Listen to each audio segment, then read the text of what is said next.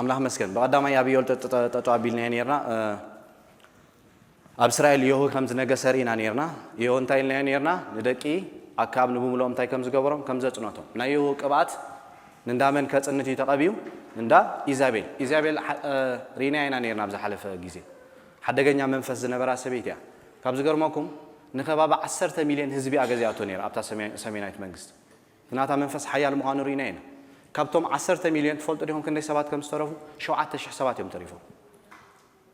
بحيل يزجزنا تا منفس توريدو تفقيد قالوا بحيل انتي جبركاي يقعد تركاي سلازي يهو كبا خلو نمن كتفيلي نندا إيزابيل كنريو لنا نعوم ترايت نيتوم توم جزا خبابي 4 عامات يوم جزيوم كم من جميرو أكام مسمته أحزيا ماشي دحرا أحزيا من ماشي يورام ماشي سبعان كل تدقان يوم جزيوم نيرو لذا أبنا جس كنا هنريو لنا نيو زقابو إلسا قابو خلو جن زابير أقدموا بإلياس تايلو تزاري بنيرو كابيه زمولقة حزايل كرهوي كاب حزايل زمولقة إلسا كرهوي نتاسمي نايت منجست زابير بتتجورز نبرت حاتيات بتتخرج نبرت هكايدا قطع نيرو تزاري بنا نيرنا زابير قلت يفوس قمت يوسني لبام سبينا زابير محرز تقامل أستوى على سبينا زابير سبز تقامل سؤال كايت كينيها زابير عدل كبكا كله أبيوت نتسخات جبرو جيجاتات شلل يبلو مالته يكونن زابير قدوسي من الناتو أيكيرن نسخة خنا بتناتو درجات من تمر سنابنات كيورن نسخات تجاجي خي خنا وتمت سوس لازبله سؤال مالته يكونن انتاي جن يجبر يتصبيكا كتملا سيدليكا كتستوعلي دليكا حسيبكا من قد خاطر مرمري دليكا نعوي جزيز بكا أبكلا بيتروس معرف كل تغيرنا هريو خلنا أبكلته كمو بلونيرام تمزبي انتاي دا دونغي مصاعتو يلو እግዚአብሔር ናይ ጎይታ ምጽአዞ ደንግዮ ሰባት ናፍልጠት ሓቂ ክመጹ ነቲ ምሕረት ክጥቀሙሉ ምክንያቱ ይፈልጥ እዩ ሰብ ካብዛ ምድሪ እንተ ሞይቱ ፍርድ ከም ዝጽበዩ ኣብ ዕብራውያን ምዕራፍ 9 ነጊርናሉ ብድሕሩ እግዚአብሔር ኣይምለስን እንተ ሞይትካ ናብቲ እሱ ዝመደበልካ ቦታ ኢኻ ትኸይ ክትወጽእ ኣይትከልኒ ኢኻ ታድም ኣይትከልኒ ኢኻ ስለዚ እግዚአብሔር እንታይ ይበካ ይኹሉ ግዜ ምሕረት በካ እዩ ኣብ ቤት ኣምላኽ ኮለና ኣይናዓሹ እዚኦም ኩሎም ንኣምላኽ ዝፈልጡ ህዝቢ እዮም ነይሮም እግዚአብሔር ብዝተፈላለየ ነገር ትእምርትን ተኣምራትን ክገብር ከሎ ኣብ ቅድሞም نتي محرات يوم شلل زلونيرو نتي محرات شللينا هنكي تجميرنا انت عاطي ونتمعص اي ملسني اغزابير اي ملسني اغزابير بخل تغصو خنريو صبوي اب حقونا يكون اغزابير زغبرنا نغر زغبرنا حاجات شلل እንዳبولو زخيد يكون الين دكو انت زغبرم نيرينا نيرنا حد غزي شلل بلوم نيرو اغزابير كون كوم يكون ناتو مننت فليو قدوسي كادوش استفلي نحاتيات كم دليت كان نخد كاسو إلو زريا أملاك يكونه جن أنت يدليكا كتملس يدليكا ده زي كوينو كم تعمد ربع داستود كود أنا مهنا أبحث كده تبغى غير أغامي تلنا إبراهيم معرف 3 سنة عملتي تصحيفه نتحسب أنت يزجبروا الصحة وعمد ربع داود يومي سلسة حدا نقدر كين الله ما مودنا ناملاك من اللي ما بتعمي حدا جينا حلنا كم بمعلم من دامو تيزغي يموت حلنا تموت حلنا نقرا كايكن منفس قدس كمل سكايكن ناي زابيد منفس رينا نيرنا بمتن استرر كامسكر كاناتا منفس داتو قاصصر كان اندا غزا اكاتمچ دفاري هاتكم تلقق بزحات سوات امنتهم غديفهم ناي زابير نغر غديفهم طفيهم قد ايتميتس ملخت لنا معرف حدا لبو ماتريرو ناي امنت مركبهم تسيراتو كم انتاي مصيتيلنا بحد درجه ام جميروم أبكالله كرونتو شوعته نقرنا قول باولوس بفرحات أملاك قدسنا نداملنا نتن مننتنا نسجانا كنت كبالا شو زغل حتى تكاور إسنا نليلنا ما تعرف قدس نقرنا بمحدث حسابنا تلوينا كمي كنبر كمي قدس هيوت حزنا هنكيديز نقرنا زم سواز يوم كم يوم نيرم دك إيزابيل لا كاو مالي سلاز تجيزي مسمى لأجد نمناتن سيو إيزابير نيهو ما قد ساعات مسمى تخابز قرمكم إيزابير السوق اللي تصبيكا فردخان لا تقبلك أيدن قتال كاني أب مسحب قدس أبو زحوتات تطلع فرد مسأخل أنستي كبدن كي ترى في قددان يرن نبص صار كله فرد تمشي إيزابير أي من لسن أم السالي هم يزبط أبا دابا بيتج أدر الله تزارب الله نإيزابير قال يزارب الله يمعدنا له يرمنا له نتزبلو زلو أقالبو تزهيبنا أمو دات أبي وطنا زخون نقر قوش يزطويلنا ما تعرف قدساوي أقاكو بمحداس حساب تلويتنا بقدسنا خنبر يزمهرنا نبر كم دليتنا هنكيدا يكونن زمهرنا تحيلتو كو تزمصكو نا እግዚአብሔር حساب نا እግዚአብሔር ፍቃድ ከፈጽመና ይንበር በመንገድታትና هنكيدا يكونن ዝገብረና ኮሙተይልና ናይ ከልት ናይ ስሕተት ትምርቲ ኒው ክሬሽን ዝበሃሉ ትምርታት መጽኦም አሉ ሓንሳ አዲህን ካኻ እዚ ናይ ቀደም ትምርቲ ዝነበረ ንባዕለ ዮሐንስ ዘድከሞም ትምርቲ ስለዚህ ነቲ እግዚአብሔር ዝብለና ከነقلበሉ ጽቡቕ ኣብ መጽሐፍ ቅዱስ ክንሪና ብዙሕ ግዜ ተዛሪቡ ናይ እግዚአብሔር ነገር በቃ ዝዓፀዎ ሰባት ፍርዲ ክመጽእ ከለይና ንሪኦም መሐሪ ከም እግዚአብሔር ምሕረት ናይ እግዚአብሔር ኣነ በእምሮይ ከማን ክግሙቶ ይከልኒ ናይ እግዚአብሔር ምሕረት መወዳእታ ይብሉ ናይ እግዚአብሔር ፍርዲ ካ መወዳእታ ይብሉ بغلت ማዕዝን ክንሪኦ ጽቡቕ ንሓደ ነገር ሒዝና ብኡ እንታይ ከንገብር ከንጠፍ ስለዚህ ይሁን ነቶም ገዛ እንታይ ከም ዝገብሮም ከም ዘጥፎም ብድሕሩ መን ይነጊሱ ኣብታ ይሁዳ ዮአስ ዮአስ ሪና ነርና ጽቡቕ ይቀጽሉ ነር ኣብ መወዳእታ ሰባት መጽኦም ከም ዝሰገዱሉ ተዛራሪብና ነር ብዝጥብር ነገር መጽኦም እንታይ ከም ዝገብሮ ከም ዘውጽኦ ኣብቲ ምድሪ ሰባት ንኣስታተር ክሰግዱ ጀሚሮም ስለዚህ ኣብቲ ምድሪ እንታይ ኮይኑ ነይሩ ዮአስ ብዝነበረሉ ግዜ ዘካርያስ ንዝክሮይን ኣባይ ተቀቲሉ ኣብና ዮአስ ዘመን ዮአስ እንታይ ገይሩ ብጽቡቕ መንገድ እንዳተማላለሰ ኾል ኣብ ዕድመ እንዳደፈአ ምስከደ ሓደ ጌጋ ገይሩ ቶም ህዝቢ መጽኦም ምስሰገዱሉ ኣስታተር ከምልኹ እንታይ ገይሮም ፈቂዱሎም ምስ ፈቀደሎም እንታይ ኮይኖም ዘካርያስ ቀቲሎም ዘካርያስ መንፈስ ኣምላኽ ወሪዶ መንፈስ ኣምላኽ መጽኦ ተመለሱ ኢሉ ኣብታ ደባይት መንግስት ናይ ኢዛቤል መንፈስ ኣቲ ነይሩ ኢለኩም ነይረ በዓታልያ ገይሩ ከም ገለ ናታ ነገር ተተንኪፍካ ነቲ ማዓዲኻ እንታይ ኢኻ ትገብሮ ከም ጸላኢኻ ጌርካ ኢኻ ትርዱ ንዘካርያስ ኣብ ቤተ መቅደስ ውሽጢኦም ቀቲሎም ኢየሱስ ክርስቶስ ድሕሪ ክንደይ ዓመት ምስ መጸ ኣብ ማቴዎስ 23 ከይና ክንሪኦ ከለና ብዛዕባ ዝተዛሪብ ነይሩ ካብ ደም ኣቤል ጀሚሩ ክሳብ ደም ዘካርያስ ካብዚ ትውልድ ክድለ እዩ ትደሚሉ ብዛዕባ ንፈሪሳውያን ክዛረቦም ከሎ መንነቶም ልቁልቃት መቃብር ነበል ደጎም ጽባቃ ወለል ዝብል ክዳን ውሽጦም ግን ክትረት ዓመት ዝመልኡ ህዝብ እዮም ንዖም ከርሞም ከሎ ነዚ ሓሳብ ተዛሪቡ ነይሩ ስለዚህ ነብዩ ኤል ኣብ ናይ መን ዘመን ነይሩ ይብሉ ኣብ ናይ ዮአስ ድሕሪ ዮአስ ቅድሚ ዮአስ መን ገዚኣ ነይራ ኢልና ነርና ዓታልያ ገዚኣ ነይራ ዓታልያ ብዝገዛእቱሉ ግዜ ኣብታ ደባይት መንግስት ንጉስ ኣይነበረ ባዕላያ ገዚኣ ነይራ ስለዚህ ናይ ኤል ከይና ክንሪኦ ከለና መጽሐፍ ቅዱስ ክጅምር ከሎ ብነገስታት ኣይኮነን ዝጅምር ካልእ ነቢያት ትንቢታት ከይና ክንሪኦ ከለና ብነገስታት እዩ ዝጅምር ኢሳያስ ከይና ክንሪኦ ከለና ኢሳያስ ብዘመን ኡዛያ ዮታም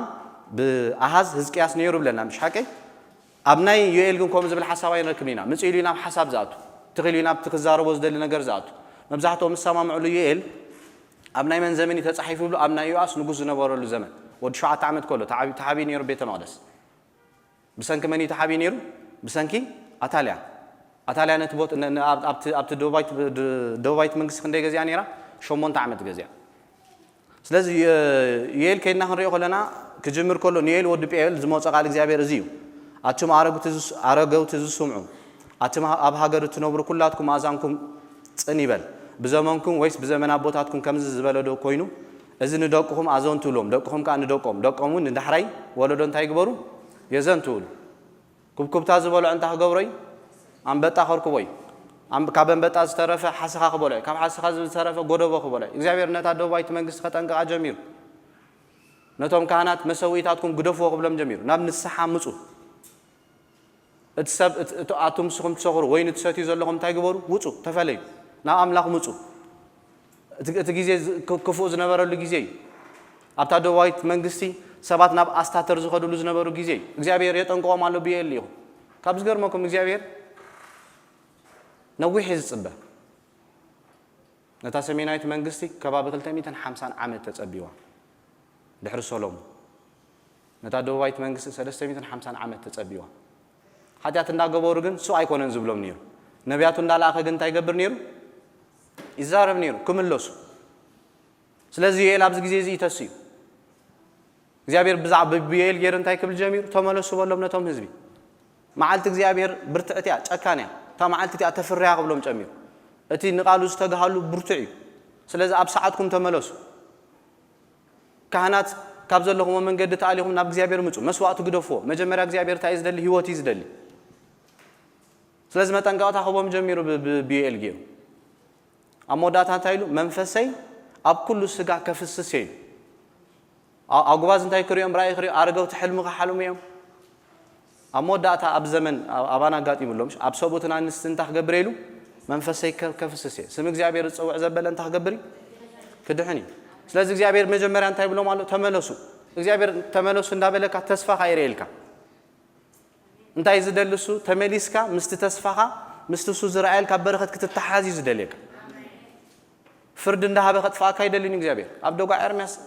ከና ክንሪኦ ከለና ነታ ደጋይት መንግስቲ መሰጥፋ زحزن إرمياس كزارب كله بغي إرمياس كبك جميل يعني أنتي فالفال ما علا تسكونيل إرمياس يكون دنجي سنة تهزبز بكنيرو إخزيابيرني إرمياس تقاطع تيرو إخزيابير بإرمياس جيرو يبكله عين ما يتسكوني أنتيلو علا تسكون اللي سلا تهزبغ بكي إرمياس بزعباز كزارب كله إخزيابير فتاو يكون ندك سبات كواردو تدافع يوم يميل نعاها كم حساو جيرر إيه كان يريلو ግንስኻ ሐቀኛ ይሉ ተዛሪብካ እዚ ቀደም ምምጹ ንኸመለሱ ነጊርካ ያሚኻ 45 ዓመት ይኻ ተዛሪብካ ያምባይ አይሰሙዑን ግን ኩሉ ኣብ ህይወትና ዝኾንኩ ነገረኩም ንዳፈውና አምላኽ ዘይጽበው ነገር ኣብ ህይወትና ዝረኸበና ባዓልና ዘምጻና ግደፉ እንዳተባለ ተመለሱ እንዳበለን አይትኺዱ እንዳበለን ግደፉ ክብለና ከሎ ዳሕራይ ኃጢአት ምስ ገበርናስ ንኽኸሰና ይኮነንኩም ዝብለና ሰቢና ኸም እንበር እግዚአብሔር ኮም ይኮነ እግዚአብሔር ግደፍ ክብለካ ከሎ ምስ ወደቃ ሸዒለካ ምሽ ነይረክብለካ ይኮነ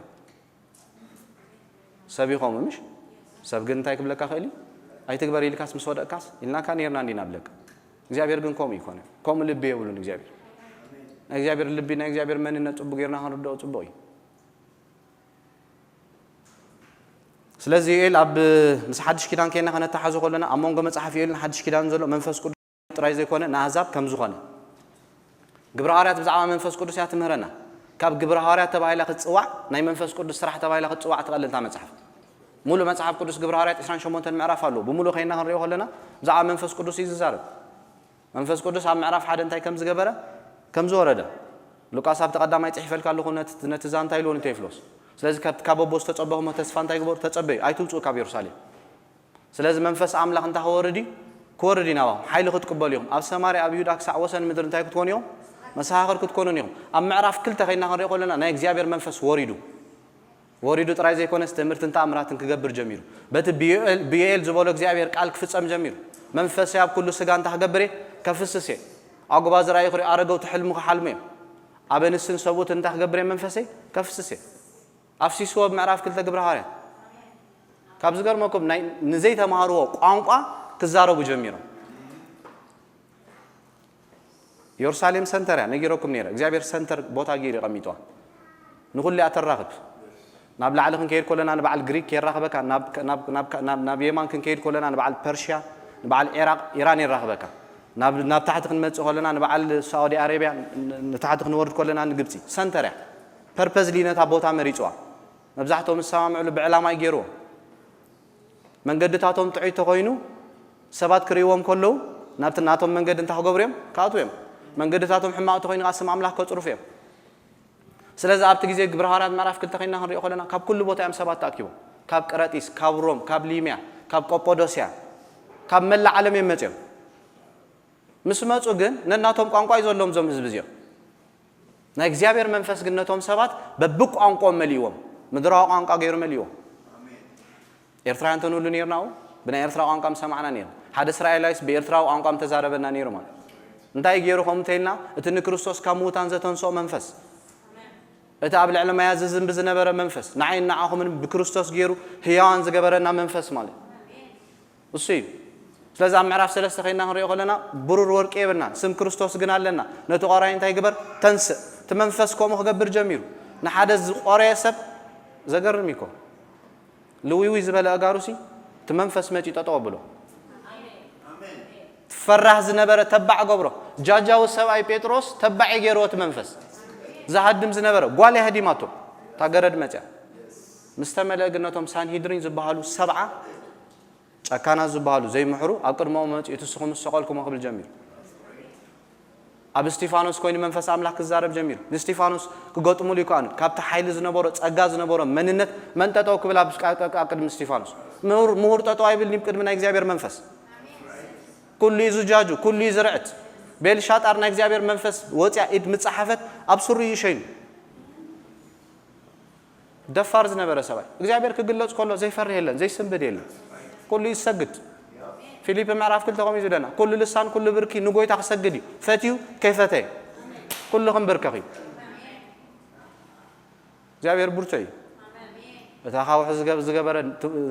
ንፋስ ዝገበረ ንባሮት ካንታይ ዝገብር ሚስጥሩ ዝገልጽ አምላኽ ኢሉሎ ለዚ ፊሊጶስ ከይና ክንሪኦ ከለና ንሰማርያ ከይዱ ክርስቶስ ሰብ ይኽላ ኣብቲ ምድር ዘስተንክር ሰብኣይ ነይሩ ስምዖን ዝበሃል ብጥንቆላ ዝሰርሕ ዝነበረ ናይ እግዚአብሔር ሓይሊ ምስ መፀ ምስ ወረደ ትፈልጡ ዲኹም ብድንግርግር ኣይትከይድኒ ነቲ ጠይወ ዝብል ቀሊዕ ዘውፆ ስምዖን ተቐሊዕ እዩ ንሰማርያ ካብ ኣምላኺ እንዳበልዮም ዝግረሙሉ ነይሮም እቲ ዝገብሮ ዝነበረ ትምህርትን ተኣምራትን ኣምላኺ ገይርዎ እዮም ዝብሉ ነይሮም ናይ እግዚአብሔር መንፈስ ትክክል ምስ መፀ ግን ምፍልላይ ኮይኑ ምፍልላይ ኮይኑ ንባዕሉ እንታይ ገይሩ ኣብታ ሓይሊ ናይ እግዚአብሔር መንፈስ ወዲቁ ስለዚህ መንፈስ አምላክ አይዳ ንዖም ከም ዝተዋሃበ ገይሮም ጥራይ ዝርዶም ነይሩ ቆሚ ዝመስሎም ነይሩ ምሽ እግዚአብሔር አምላክ በመን ምድሓን ጀሚሩ ኣብ ምዕራፍ 10 ግብረ ሐዋርያት ከይና ክንሪኦ ከለና በቀርኔሌዎስ ምድሓን ጀሚሩ አሕዛብ መንፈስ አምላክ እግዚአብሔር ናይዳን ጥራይ ኮነን ሂቦም አተሐሳስቦም ስለ ዝጸበበ ግን እንታይ ገይሮም ተረዲዮሞ እግዚአብሔር ንዖም ዝመረጾም ጥራይ ገይሩ ተረዲዮም ካብ ዝገርመኩም ነገር እግዚአብሔር ፓጋኒ ዝመርጽ ነይሩ መጀመሪያ ቀድምና አይዳን ቀድመ ምዕራፍ 10 ተኸልተ ዘሎ ህዝብ ዝመርጾም ዝነበረ አይዳን እንዴ ኣይኮን ዳሓሪ ኣብ ምዕራፍ 10 ተኸልተ ዘፍጥረት ንሓደ ሰብ ፒክ ገይሩ ነብርሃም ጽቡቕ ነገር ስለ ዝነበረ እዩ ኢብራሂም ፓጋኒ ነይሩ ንባዕሉ በእምነት ይድሕን ቦጌር ግን እንታ ክገብር ደሊ እግዚአብሔር ንዓለም ክበጽሕ ደሊ አይዳን ግን ካርናል ስጋው ዝኸነ ኣተሓሳስባ ስለ ዝነበሮም ነቲ ነገር ክርድዎ ይካኣሉ ንዑ ዘረዳእካ መንፈስ አምላኽ መንፈስ አምላኽ ጥራይ ዘረዳእካ ጳውሎስ ኣብ ኤፌሶን ምዕራፍ 2 ከይና ክንሪኦ ከለና ብጀካ ክርስቶስ ካልእ ከይሰብኽ መዲበ ኢሉ ርዲተይን ፍልጠተይን ዘበለ ኩሉ ስብከተይ ብናይ መንፈስ ቅዱስ ርዲት እዩ መንፈሳዊ ምስ መንፈሳዊ እንዳሰማማዕና ቃል አምላኽ ብዝምህረሉ ኢና እምበር ቃል ጥበብ ብዝምህረሉ ኣይኮንና ንዛረብ ዘለና ክብጀም ርዲቱ ኩሉ ንሰብ ተሰሎንቄ ኸዶን ከሎ ኣባኹም ዝተገበረ ትምህርትን ተኣምራትን ብናይ መንፈስ ቅዱስ ሓይሊ ነይሩ በቃል ጥራይ ኣይኮንናን መጺናኩም እግዚአብሔር ጳውሎስ ነዚ ኩሉ ኤርያ በወንጌል ክበጽሖ ከሎ መን ይዘሰንዮ ነይሩ መንፈስ አምላኽ ኣብ ግብረ ሐዋርያት ብሙሉ ጎሊሕ ዝረአ ናይ መንፈስ አምላኽ ስራሕ እዩ ስለዚ እግዚአብሔር ብዩኤል ገይሩኩም ኢሉ ኣብቲ መወዳእታ ዘመን መንፈሰይ ከፍስስ እየ ናቷይና ማቴዎስ 15 ናው ክንጠብቕ ከም ዘለና ንንገር ኣው ዝጠብቕ ሰብ ጥራይ ክፈርዝ ዝኽእል ውዱቕ እዩ ናትና ኔቸር ውዱቕ እዩ ወላ ሓንቲ ክገብር ኣይክእልኒ ብርእሱ እግዚአብሔር ብናትና ሓይሊ ቃል ሓንቲ ሰራሕ ይደሊ ክጽዋዓና ከሎ ብኽለቱ ታማሚን ይጽዋዕ ጊዶን ከይና ክንሪኦ ከለና ንጊዶን ክጽዋዕ ከሎ ጊዶን ብቕዓት ስለ ዝነበሮ ይኮነ ብመንፈሱ እንታይ ገይሮን ንጊዶን ተጠቂሙሉ ማለት እዩ ስለዚ አይሁዳውያን ምስቲ ዘጋጠሞም ነገር እንታይ ክገብሩ ነይሮም መንፈስ አምላኽ ተመጪ ጥራይ ከዋሃደሎም ዝኽእል ጳውሎስ ንባዕሉ ከቢድዎ ነይሩ ከባቢ 13 ዓመት እዩ ናብ ምድሪ ዓረብ ከይዱ ኣብ ካልእ ቦታ ከይዱ ናይ ግድን ክመሃሮ ነይሩ ግዜ ክወስድ ነይሩ መንፈስ አምላኽ ክፈላለየሉ ነይሩ ጸጋ እንታይ ሕግ እንታይ ጴጥሮስ እኮ ናብ ቀርኔሌዎስ ኣቲኻ ኢሎም ምሽ ተዛሪቦም ነይሮም ኣብ ግብረ ሐዋርያት 11 ከመይ ጌርካ ትበልዓው ኣቲኻ ኣቦምሮም እንታይ ነይሩ አይሁዳውያን መንፈስ አምላኽ ንዖም ጥራይ እንታይ ከም ዝተገበረ ከም ዝተዋሃበ ሓደ ግዜ እኮ ናትካ ጥበብ እኮ ናይ አምላኽ ነገር ሓሳብ እኮ ብሎክ እዩ ዝገብሮ ይዓጾ ኣክንድ ጸሊኻ እግዚአብሔር ኣቦ ሓሳብካ እንታይ መደብካ እንታይ ኢልካ መንፈስ አምላኽ ገዚእካ ናይ እግዚአብሔር ሓሳብ ክትርዳእ ዝግባእካ ብናትካ ቀድ ተውፅእ ከምኻ ካብ ናይ እግዚአብሔር ሓሳብ የሳሓተካ ማለት ትባተኽ ትፋላለ ከይተረዳእካ ሽዑ እግዚአብሔር ክገብሮ ዝዓይ ዝደላ ኣቤቱ ዓጺኻዮ ብርእስኻ ጥራይ ክትዓይ ትጅምር ማለት ስለዚ ኣብ ሓድሽ ኪዳን ብንጹር ይምህረና እዩ እቲ ብነቢያት ብሉይ ኪዳን ኣብ ብሉይ ኪዳን ዘዕጠቐ መንፈስ ንቤተ ክርስቲያን ድማ እንታይ ይገብር ኣሎ ይድግፍ ኣሎ መሳፍንቲ ከይና ርኢና ነርና ሓደ ግዜ መንፈስ አምላኽ ወረዶ እዩ ዝብል መንፈስ አምላኽ ወረዶ ዳዊት ኣብ ቀዳይ ሳሙኤል ምዕራፍ 16 ከይና ክንሪኦ ከለና መንፈስ አምላኽ ናው ወረደ ይብል ካብ ሽዑን ህይወቱ ተለዊጡ ሳውል ካልእ ልቢ ተገጢሙሉ መንፈስ አምላኽ ኣብ ብሉይ ኪዳን ብብዙሕ ትምህርትን ተኣምራትን ይዓይኑ እዩ ሰባት ክዋግኡ ክዕጠቑ ሚስጥር ክገልጸሎም ዝገብር ዝነበረ መንፈስ አምላኽ ናይ ገለ ሰባት ናይ ባዕላ ህያ ዓይኒ ደኺሙ ነይሩ ማህሚን እዩ ዓይንኻ ተደኸመ ናይ እግዚአብሔር መንፈስ እንተገዚእካ ኩሉ ኢኻ ትርኢ ናይ ስጋ ዓይንኻ ኢዳ ደኺሙ እምበር ሰባት መጽዮም ክገብርዎ ዝግባእ መንፈስ ዓለም ዝሓሰብዎ ኣብ ጎጆ ኮይኖም ዝተማኸሮም ምኽሪ እንታይ ይገብር ይገልጽ እዩ ናይ ሶርያ ንጉስ ሓደ ግዜ ከም ጋጢሞ ይመክር ናይ እስራኤል መንግስቲ ክሃርብ ናይ እስራኤል መንግስቲ ኤልሳ እንታይ ብሎ ንጉስ ከምዚ ሓሲብልካ ኣሎ ብሎ ሽዑት ንጉስ ጨኒቆ መን ይነዚ ካባና ሚስጥር ዘውጽእ ኣሎ ንገርኒ መን ይዛረብ ዘሎ አንታ ታ ጉዳይ ከም ኣይኮነትን ኢሎም ናምላኽ ዝፈርህ ሰብ ኣሎ ነቢ ኣብቲ ምድሪ ንስኻ ኣብዚ ሕቡእ ዝተዛረብካዮ ቀሊዑ ዘውጽእ ናይ እግዚአብሔር መንፈስ ይቆም ዝገብር ቀሊዑ የውጽእ ጎዳጉድኽ ዝተሰወረ ነገር ኩዒቱ የውጽእ እሱ ክዛረብ ኮለኻ ሓቂ ትክክል ኢኻ ዝዛረብ ስለዚ ኣብ ብሉይ ኪዳን እንታይ ገይሩ ብለና እቲ መንፈስ ንማሕበር ዕጢቆ ሙሴ ቤተ መቅደስ ክሰርሕ መንፈስ ኣምላኽ ይወሪዶ በሳሌል ናይ እግዚአብሔር ጥበብ ተዋሂቦ ቤተ መቅደስ ቅዲ ከውጽእ ትክክለት ናይ እግዚአብሔር መንፈስ ምስ ገዞም በዓል ኢያሱ ቡርታዓት ጃይንት መራሕቲ ኮይኖም ክወፁ ዝገበሮም ናይ እግዚአብሔር መንፈስ እዩ ሙሉ በሙሉ ገዚዎም ሙሉ በሙሉ ተቆጻጺሮም ሕጂ እኮ ቅድናትካ ክትእቱ ተጀሚርካ ናይ እግዚአብሔር ነገር ካብ ዝገርሞም ዋጋ ኢኻ ትኸፍል ክርስትና ሃይማኖት ኾነካ ቃልሲ ኾነካ ሓገግ ኢኻ ትብል ይከካ ሰንበትካ መጽእ ሕጂ ሰንበትካ ኣኺላ እግዚአብሔር ግን በመንፈሱ ክንመውቕ ይዝደለና ሮሜ ሆም ይዝብለና በመንፈስ ተቃጸሉ ንእግዚአብሔር ታይግበሩ አገልግሉ መንፈስ አይተጥፉ ሰብ ነቲ ዝወረዶ መንፈስ ከጥፍ ኮለይ ናብ ዘይተደለየ ስጋውነት ካርናል ዲቪዥን ናብ ዘይተደለየ አምላኽ ዘይፈትዎ ነገር ከይዝ ጅምር መንፈስ አምላኽ ተተቃጻጺርካ ክቡር ሐሳብ ኢኻ ትሐስብ ጥዑይ ሐሳብ ኢኻ ትሐስብ በዚ እግዚአብሔር እንታይ ገይሩና ቢኤል ገይሩ ነዚ ሕጂ ዘለና ግዜ ዩኤል እንታይ ገይርዎ ርእይዎ ስለዚ ኣብታ እስራኤል መነጊሱ ዮአስ ወዲ የሁ ነጊሱ የሁ ነጊረኩም ነይረ ከይዱ ጽቡቕ ምስከድ ኣብ መወዳእታ ግን ካብቲ ናይ ሮብዓም መንገዲ የሮብዓም ዝኸዶ ዝነበረ ኣካይዳ እንታይ ገበረን ካብኡ ይተኣለየ ጽቡቕ እኮ ጀሚሩ ነቲ ኣብ እግዚአብሔር ዝነበረ ኣብ ልቡ ዝነበረ ንእንዳ ኢዛቤል እግዚአብሔር ክብቀል ደልዩ ነይሩ እግዚአብሔር ይነክስ እዩ ሓጢአት ብሓጢአት ትኸይተ ነይርካ ይእክቦ እዩ ከምዲ ዝምረና ቃል ኣምላኽ ምሽ ቀዳይ ሳሙኤል ምዕራፍ 15 እንታይ ዝመረና ድሕሪ 450 ዓመት ከባቢ ናይ ኣማሊቅ ሓጢአት ዘኪሩ ኣማሊቅ ንእስራኤላውያን ክመፁ ከለዉ ዝገበርዎ መንገዲ ዘኪረ ስለዚ ንሳውል እንታይ ግበረለ ኢሎ ከድካ ጥፋለ ስለዚ ኢዛቤል ኣብቲ ምድሪ ከም ድሌታ ክትገዝእ ኮላ ነቢያት ክትቀትል ኮላ ንናቦቴ ደሙ ከተፍስሶ ኮላ ናይ ናቦቴ ንብረት ክትወስድ ማሕተም እንዳገበረት ክትከይድ ኮላ ሱቕ ኢላስ ከም ድሌታ ክትልቀቕ ኮላ እግዚአብሔር እንታይ ይገብር ነይሩ ይእክበላ ነይሩ ኣነ ኣሕዋተይ ክነግረኩም ንምንታይ ይዛረበሉ ንእግዚአብሔር ብክልተ ገጹ ክንሪኦ ጽቡቕ እዩ ብክልተ ገጹ ተሪእናዮ ንእግዚአብሔር ኣሕዋተይ ኣይንልቀቕን ኢና ብድሕሩ ብመን ገይሩ ኣጥፊዋ ነታ ገዛ ብየሁ ኣብ ልበይ ዝነበረ እንታይ ጌርካ ኢኻ ኣስቲኻኒ ኢኻ ኣርዊኻኒ ኢኻ እግዚአብሔር ሓጢአት ጸልዩ ንሓጢአት ይቐጽዕ እዩ ንዓና እኮ የፍቅረና እዩ ነቲ ንገብሮ ግን ይጸሎ እዩ ስለ ዘፍቀረና እንዲወዲ ይብና መስቀል ካብዚ ዓቢ ፍቕሪ እኮ ይተራእየን ገና ጸላእቱ ኮለና ይኮፍ ጌርና ንፈታዊ ኻ ርእስኻ ክትብ ትኽእል ኢኻ ገና ሓጣን ኮለና ግን ወዲ ይብኒ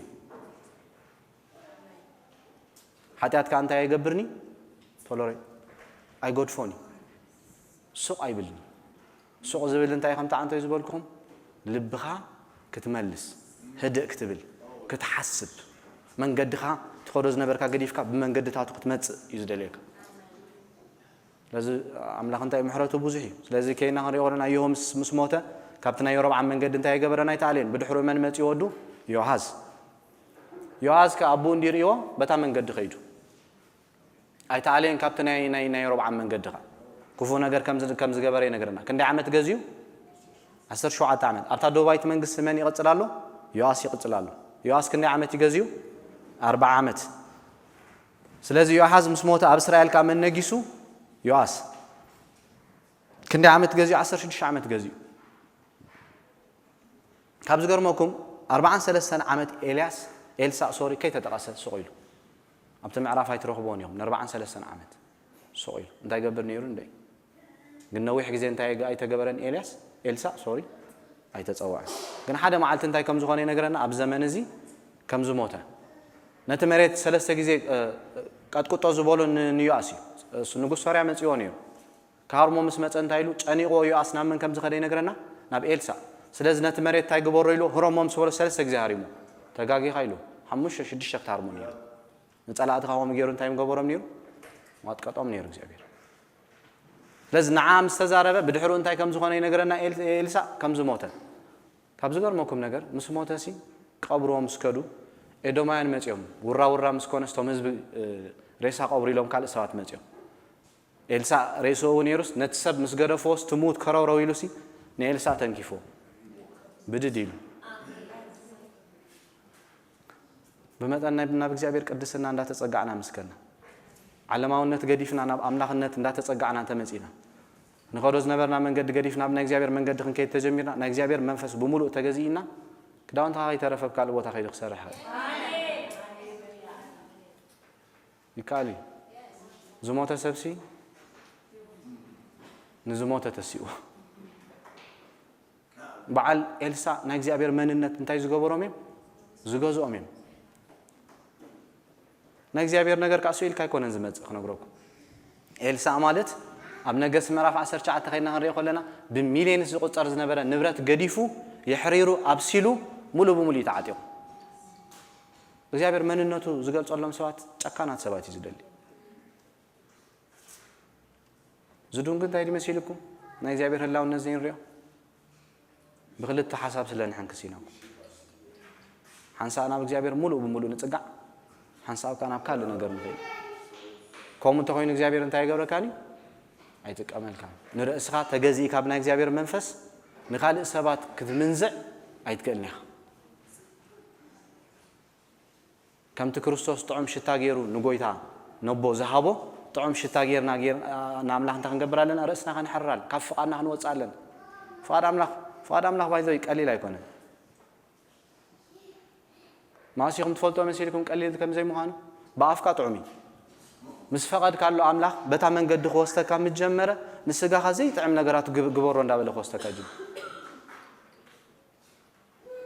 ፍቓድ ኣምላኽ ክትከዶ ከለኻ ኢኻ ክትዋሃዶ ከለኻ ኢኻ ትፈልጥ እምበር ብኣፍካ ኖ ፍቓድ ኣምላኽ ክንገብር ኣለና ክትብል ትኽእል ኢኻ ኣብቲ ባይታ ግን ከምኡ ይኮነን ኣብቲ ባይታ ግን እንታይ ከቢድ እዩ ንምንታይ ከቢድ መሲልኩም ስጋናን ዓለምን ንምሽ ንሪአና ኣለና ዝወደቐ እየን ስጋና ካብ ናይ እግዚአብሔር ሓሳብ ክንገብር ናይ ሰይጣን ሓሳብ ክንገብር ይቆሉ ዳትሳይና ብቀልጢፍና ንስሓብ ናብ ናይ ዓለም ነገር ቀልጢፍካ ታእቱ ናብቲ ሲስተም ናይ እግዚአብሔር ሓሳብ ኣብ ህይወትካ ተዋሂዱ ክወፅእ ግን ፕሮሰስ እዩ ፍቓድካ እንዳደርበኻ ሓሳቡ እንዳኣተወካ ድሌታትካ እንዳደርበኻ ድሌቱ እንዳኣተወካ እቲ ጳውሎስ ተጠቂሙ ዘሎ ባርያ ቀሊል ቃል ኣይኮነን ፍቓድ ኣለዎ እቲ ፍቓዱ ንኻልእ ኣካል ግዜ ብናይ እግዚአብሔር ፍቓድ ዝመላለስ እዩ ይነብር ይኮ የስተንፍስ ይኮ ግን ካልእ ኣካል መጪ ተደዲ ተስብሎ ተደዲ ደቅስብሎ ንሕዝቅኤል ሓደ ግዜ ከም ገይሩ ኣብ 24 ንሰበይትኻ መጪስ ኮስታ ኢሉ ሽዑ ዘይተ ተለኺኻ እንታይ ግበር ኣብ ጣፍ ደገ ኮፈል ሱቕበል እንታይ ተበሉኻስ ንእስራኤልሲ ኮስታ ኢልካ ረዳዮ ልሕዝ ተወሰነ ግዜስ ናብ ምርኮ ከምፃ የበሎም ነቶም ህዝቢ ቀሊል ሊሱ ታተደላ ኢልዎ ታትፈትዋ ሰበይትኻ ናይ እግዚአብሔር ሓሳብ ጨኪና ተዘያቲና ይቀሊል ኣይኮነ ኣው እንተ ተገዚና ኢና ናይ እግዚአብሔር ነገር ካባና ሓሊፉ ሚሊዮንስ ክትንክፍ ዝኽእል ስለዚ ኤልሳ ኸም ባህሪ ነይሩ ምስ ሞተ ከይተረፈ ዝሰርሕ ዝነበረ ብህይወት ኮሎ ተመኒዎሲ ምስ ሞተኻ ስለዚ ንኸባብ 43 ዓመት እንታይ ይገበረን ኣይተገለጸን ንዮአስ መን ይቀትልዎ ነይሩ ሰባት እዮም ቀትሎም ኣብ መወዳእታ ኣብ እርጉንዱ ናብ ዘይተደለየ ነገር ከይዱ ነይሩ ኣብታ ይሁዳ ዝገዝእ ዝነበረ ሰባት መፅኦም ተማሓይሎም እንታይ ገይሮሞ ቀትሎሞ ብድሕሩ መን መፂ ኣብ ይሁዳ ኣመሳያ መፂ ኣመሳያ ምስ መፀ ረይዎ ነታ ንግስነት ምስ ሓዛ ፀኒሑ ነቶም ነብኡ ዝቀተልዎ እንታይ ገይሮም ቀትልዎም እግዚአብሔር ኣምላኽ ግን እንታይ ኢሉ ሰብ በብናቱ ሓጢአቱ ይሙት ኢሉ ነይሩ እዚ ንጉስ እዚ ግን እንታይ ገይሩ ነቲ ናይ እግዚአብሔር ሓሳብ ጥሒሱ ቀትልዎም ማለት ከም ኣቦ ዳዊት እንታይ ነይሩ of course ከም ናይ ኣቦ ያሳ ካይዳ ይኸይዱ ነይሩ ብሙሉእ ልቡ ግን እንታይ ገበረን ከምቲ ዳዊት ዝተጸጋና ኣምላኽ ይተጸጋዕ ነቲ በረኽቲ ኣያለዩ ከም ገለ ይቀርቡ ምሽ ናብ ኣምላኽ ነቲ መሰዊታት ግን እንታይ ይገብርዎን እዮም ኣያልይዎን እዮም ሰባት ኣው እንታይ ይገብሩ ነይሮም يسوون نيرهم كندي عامت يجزيو إسران شعتنا عامت كابز غير ماكم دم سبن ديفسيسو نرؤس خاب بسبب تقتيل نرؤس مودات أنت يجيرو تقتيلو مالتي بدحرو أب إسرائيل من نجيسو يروب عام نجيسو كلا يروب عام مالتي تامن قص أب كلتا مستمقلت نتا إسرائيل تبهال من قص زجزا يروب عام زبهال قدام يروب عام يسو أصو بتشعة ميتين سلاسان بيسز نبري أزجن بشوعة ميتين سمانين حدن بيسز نبري ودو يهويزي إزابير نيهون تايلونيرو ناكاب نتاب إزابير نتاب لبيز نبرة نجار سلاز جبر كيا أنت خجبر يلونيرو كابها 4 ولد كتنسال كايلو سلاز يوم اسمه منتسي يواس متيو بدحرو يواس متيو دحرو يواس كامل متيو يروب عم متيو يروب عم تايجيرو 4 حدن عمت جزيو إسرائيل أبز جزيزي بتمدراو نجار زبالت أقول جزينيو بتمدراون تاي كوينهم نيرهم حبتيمهم نيرهم باغانيزم زبزو حلو رخصات زبزو حلو زمني نيرو دخاتات ترسعلو زمني نيرو اب زمن من نبيات نيرهم تيلنا يوناس آموز هوسيع نيرهم ييل عنتو يتزاراريبنا نيرنا بزمن يؤاسي نيرو لنا مش حكي يروب عام كالاي متينا خنريو خلنا خا يوناسن آموزن هوسيعن كم زنبوري قال املاخ زنبرن هاراي كالاي نقص مراف 14 نرايو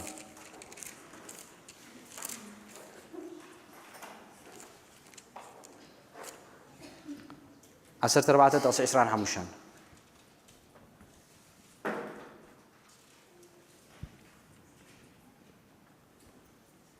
أوكي كاب 20 سلسلة كم بوه نامسيا نقص يودا ودياس أما بال 10 حموش عمود يروب عام ودياس نقص إسرائيل أب سمارة نجسة 4 حدا عمد دمان تاي جبره جزء نصو أب كد مجزيابير كفو جبره كاب تقول له حتى يروب عام ودنابات نسون بو إسرائيل زحت قالو كابو أجلسن نص كم تجزيابير أملاك إسرائيل بتي كاب جات حفر زنبرة باريو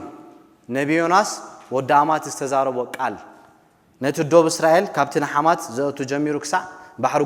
جول انتي كم زجبرين نقرنا كم زم لوسو سلازي بزمن يروب عام من نبي نيرو يوناس نيرو 4 حدا عمت يجزي السبايس أبتن زجاز لنا 4 حدا عمت بدحروق من نبي ماتيو أموس ماتيو بدحرو من ماتيو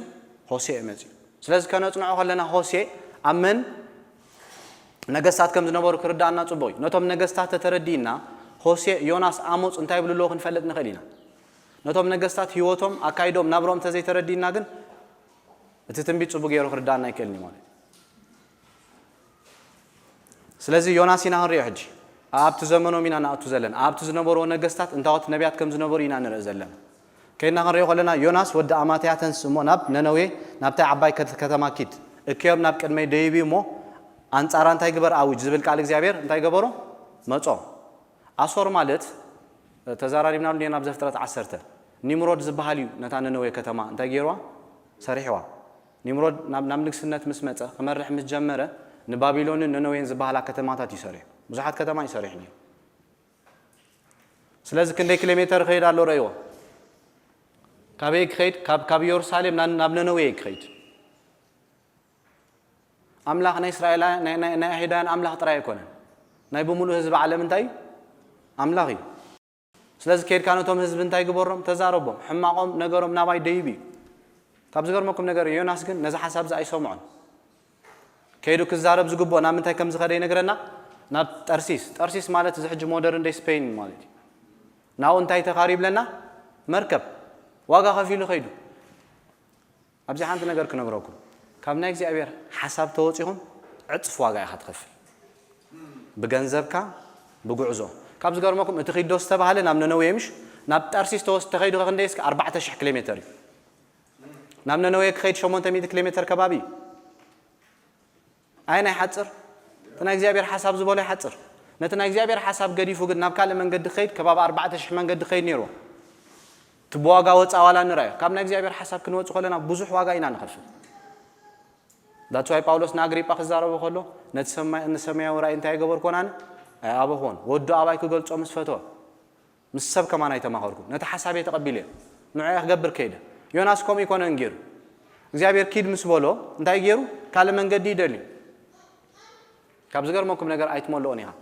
كل فترة أبكر مجابير استجلي سماين مدرن زقادة ترى عملاقي أبسيول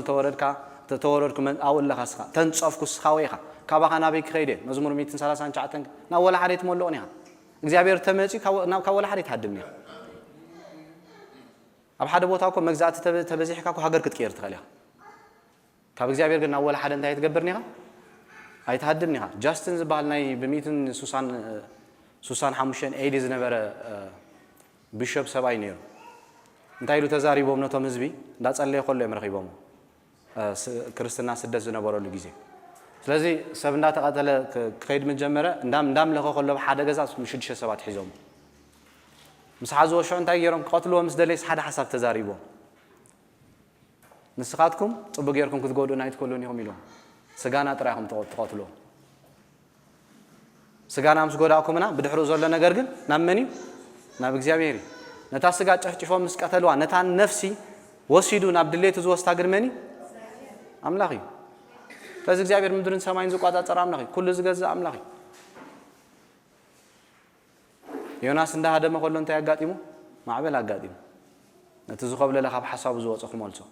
ኣብ ገለገለኮ እግዚአብሔር ኣዝዩ ምሕረት የብዛሓልካይ ክትወጽእ ይመልሰካ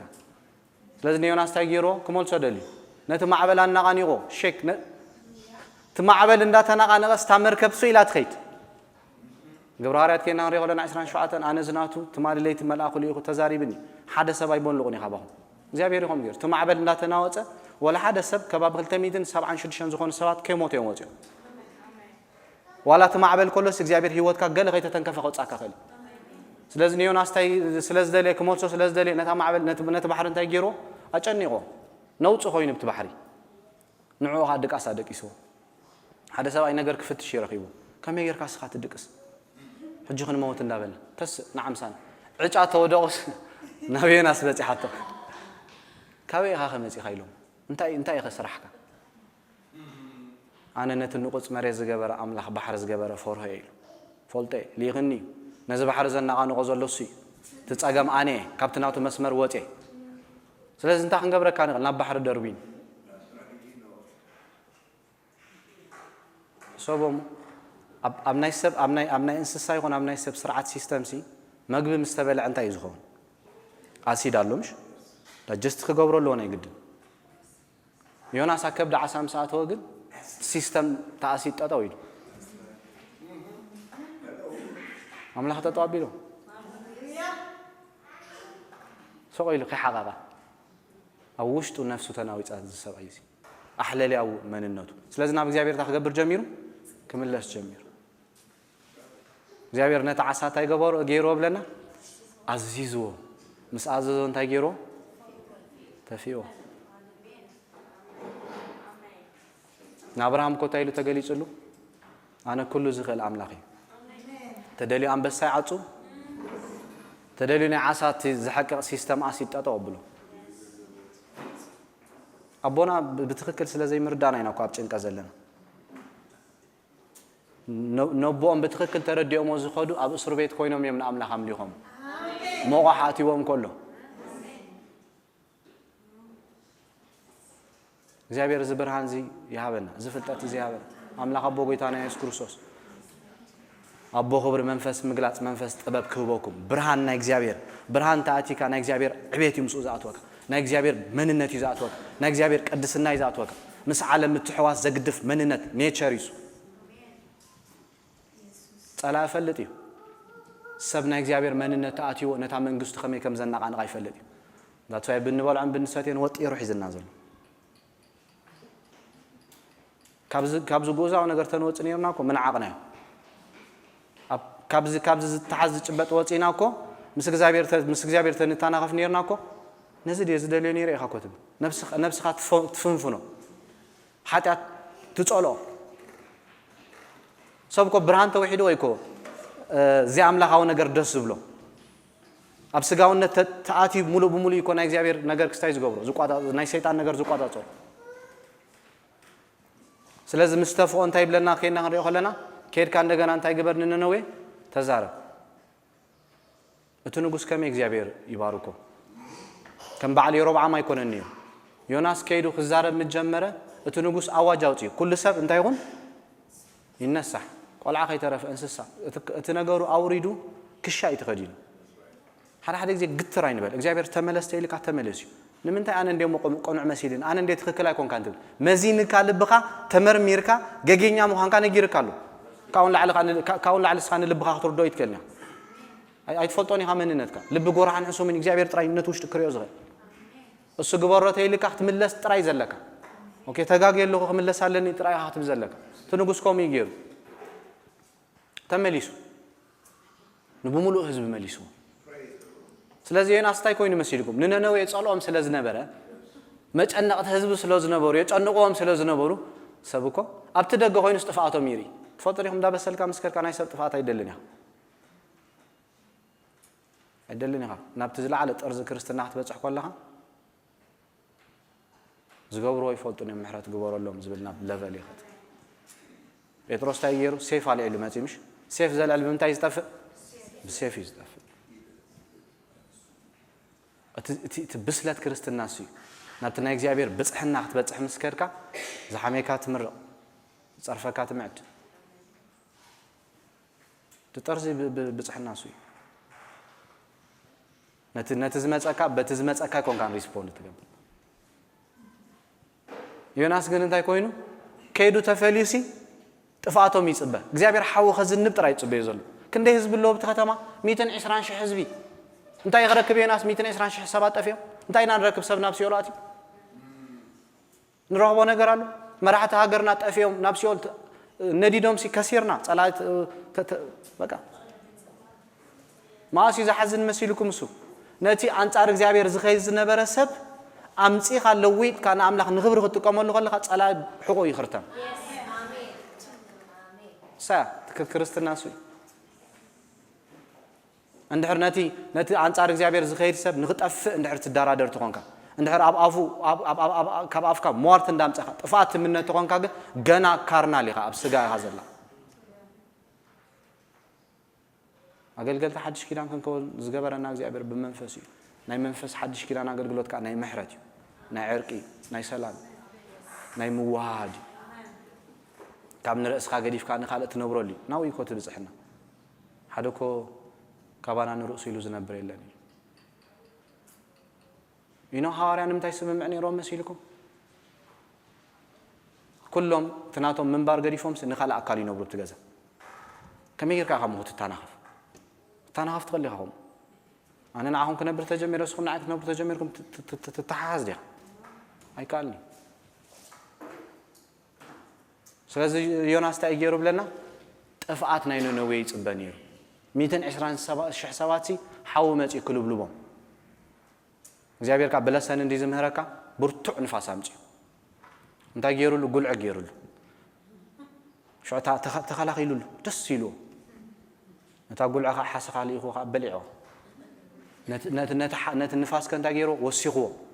نفسه بقى متمنى وسدد نقبل الجميل أنت هم قاعد أمارير كايلو نزا أقول أحريم كالي أنا نزا قطر زي أحريم ملك خندز كاب زمارر كاسي 220 حسابات كذا يومانهم كاب تقامهم زي فولت هزبي أنا سايدن قص الله من نعم أيرها لهم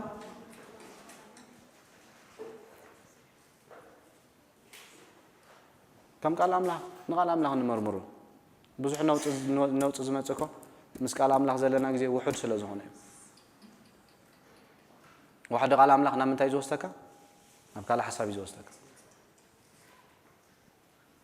دين نايت قال أملاخ استنت نوز بلنا جزير انتي كم زخونا في وقت ناس لز فلد حق أفك حشني له كاب علافات ورق برور تزيت عمكاو مسخا وش تقاتي تزيت واحدكو ورق إخات مرز أباخا أتيك سرح متجمر كتستمع قرب متجمر كا كنت عمام متجمر كا جز أكا متجمر أجن نو تورك بروري ترفني قالات كحشني كي تعم كي هم مختلفات كلنا لازم سحدش كيدان كن ريو خلينا يسوس جزاروس مسيوناس كم زمان ساسلة زوارا درنا ننبب تمر تغري صحافة فرسان مسحاته تو سلسة معاتن سلسة ليتنا وش تمدرك جبر مخان تجيرهم حبيرهم سلاحاتنا مويتو سلسة كناتن سيو سلاحاتنا خموت كل جد أمدرك ندي معلت جيرو سلسة معلتي سلسة تهزبت انتاي أهدان أبقى دا كورنتوس كنا هنري خلنا أهدان تمرت انت أمراتني مزحتيل غريكان كات أبى بيدلي نحن جن بعشنة زمسل أمسك على استشنكر كريستوس ينان صدقي كريستوس حيل أملاق أباب أملاق يلونه عشنة زمسل تأمسك على تسأله حيل أملاق هو تجلس له أمسك على استجلس أميستر عيننا تخفيذ تنريونيرنا إزابير من النوتي جلس أمسك ما أصي ما تمسك لي تعريقنا سلذا أهدا ينقن تمرت تعمرات يوم زدلي يس كريستوس تايلهم يس ود سب كموتي دحر سلسة سماعات قدسي أصي تمرتنا تايلهم نعم مزيل سلذا يوناس أكبر عسى سلسة سماعات سلسة ليتن كم زجبر يسوع كريستوس كعمرت كنا يجرو سلسة سماعات سلسة ليتن أولس كزارب كل أب كارنتوس سلاحات يعطنا أنت يجرو مويتو سلسة كنا أنت يجرو تنسي يوناس أنت عارف فتاو نفس نسبنا نوي كسبه كله أنت عارف فتاو يغير خمس غريات أنا حنا يسوع جناب فتاو هو تبجع بزحات أنت يجرو رأيو ولد أملاك نبهات زبالة نزي فقر أملاك زي ودا أملاك ما نم جديد هو يكون كابزوفان مزي كبر بوتا يجدي في مزي أب كلا يكون داس مناف شو من تخزاره بنا خلو أب كندانا دخا يكون ناي جنزب قال يكون بس جنزب أين التحزو يسوع كريستوس كقلقل كله أب مدر ناي جنزب شجرين ورا بوتو جن جديفو زوفانو جن جديفو من تاين من تاخمن نعين ناخم من تاخ قبرنا كمل سنة نتوم أبونا أدان كاب إيدن جنت بفقار زوج أنا جر نتاي كاخ قبرنا أنا بدم ود جيرو كمل سنة وانا بو حد قت حد يعتال لنا يلوم مدحان رقيبنا هنا بكريستوس بدم مالي